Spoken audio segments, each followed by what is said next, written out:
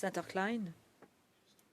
Ministre, ma question se concentre sur la transformation numérique au nord du 55e parallèle dans les communautés rurales et éloignées, ainsi que dans les réserves autochtones du Canada.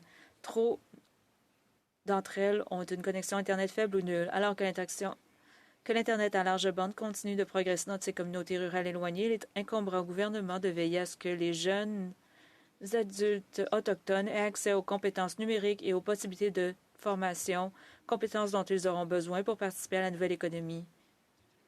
La transformation numérique va au-delà de la simple fourniture d'un accès Internet à haut débit. Ministre, ce gouvernement sait-il quel est le niveau de compétences numériques de nos jeunes autochtones dans ces communautés rurales éloignées?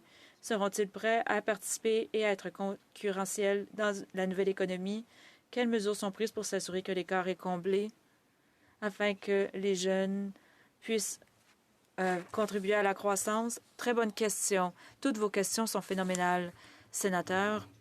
C'est intéressant. J'ai parlé avec l'ambassadeur américain il y a quelques mois. Il a une passion pour la connexion à la large bande.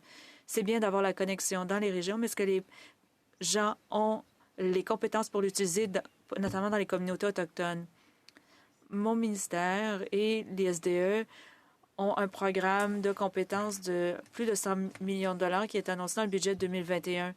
Il y a aussi la transformation numérique. C'est de l'argent pour aider les entreprises et les communautés à apprendre à vivre dans le nouveau monde numérique. Lorsqu'on a la formation, et on l'a vu pendant la COVID-19, lorsque les entreprises sont passées en ligne, leurs ventes ont augmenté.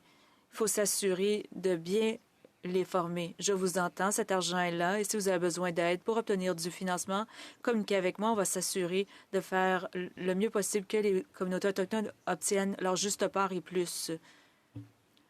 Nous devons faire ce travail plus que jamais.